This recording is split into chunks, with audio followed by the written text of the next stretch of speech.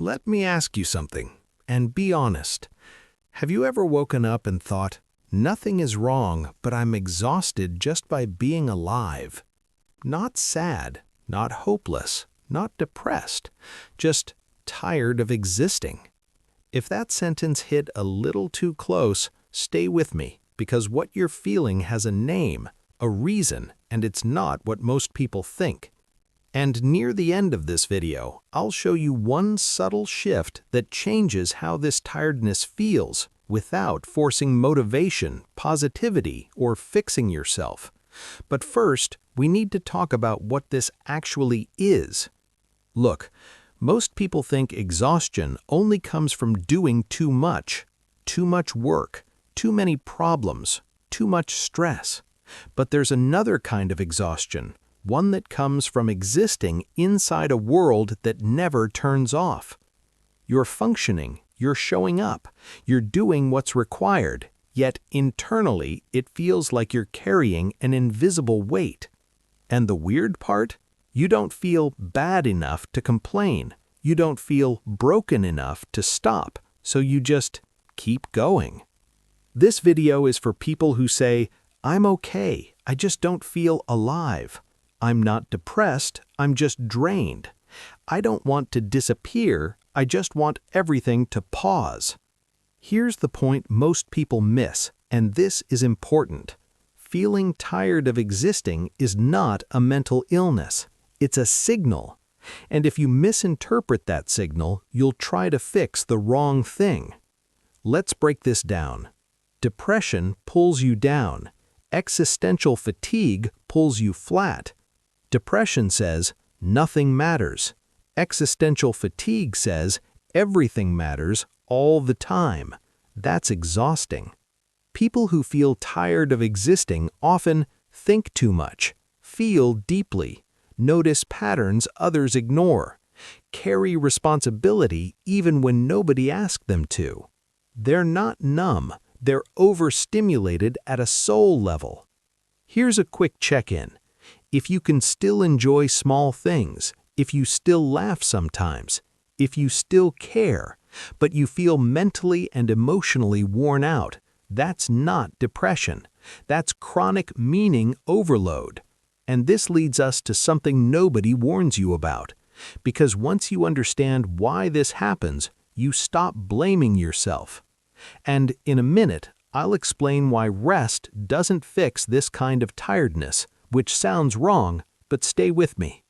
Here's the frustrating part. You sleep, you take days off, you scroll, you try to relax, and yet the tiredness stays. Why?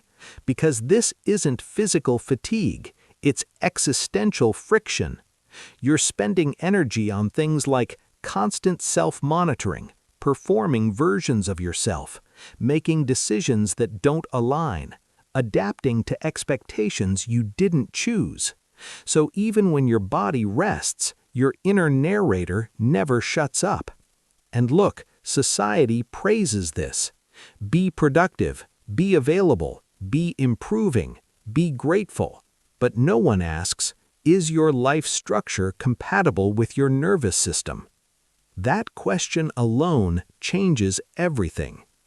And this brings us to a concept that explains why so many capable people feel this way. Most people who feel tired of existing are not weak, they're highly adaptive. They learned early how to read the room, regulate emotions, anticipate outcomes, stay functional no matter what. That ability kept them safe, but over time it becomes a constant drain. You're always on.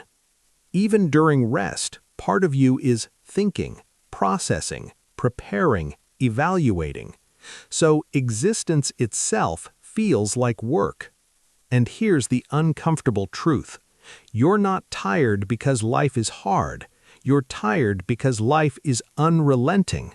There's no real off switch, no empty space, no permission to just be without justification. And that leads to the quiet thought many people are afraid to say out loud. I don't want to die, I just don't want to do this anymore. If that thought has ever crossed your mind, pause. You're not broken. You're responding logically to sustained internal pressure.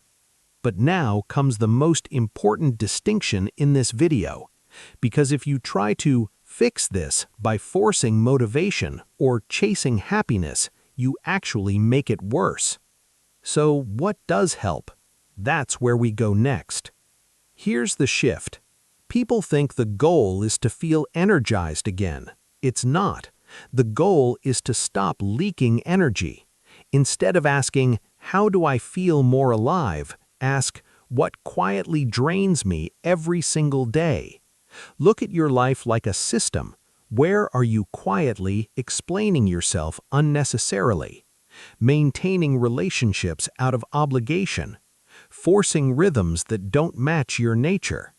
Carrying emotional labor that isn't reciprocated? Each one is a small leak. One leak is manageable. 10 leaks feel like being tired of existing. And this is why generic advice fails. Exercise more. Think positive. Find your passion. Those add effort. You don't need more internal resistance. Now here's the part most people skip, and it's subtle. At some point, you learned that your worth comes from being useful, from being stable, from being strong, from being agreeable. So even when you're exhausted, you keep performing. But what if this tiredness is asking for something radical? Not change, permission. Permission to want less, to care selectively, to be inconsistent, to redefine success, to live at a slower internal pace. Here's the key idea. You're not tired of life. You're tired of who you have to be to survive it. Let that land for a second, because once you stop forcing alignment with a life that doesn't fit, energy doesn't need to be chased. It returns naturally. And this brings us to the final piece, the one I promised at the beginning.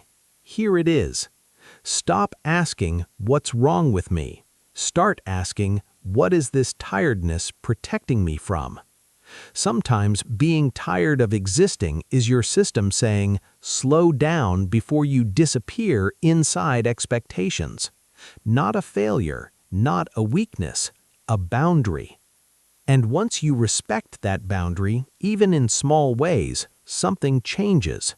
Life feels lighter, not perfect, but breathable. If this video put words to something you couldn't explain, that's not coincidence. It means you're paying attention, and that's the beginning of relief. You're not broken, you're not lazy, you're not alone. You're just tired, and now you understand why. And that understanding, that's where things start to shift.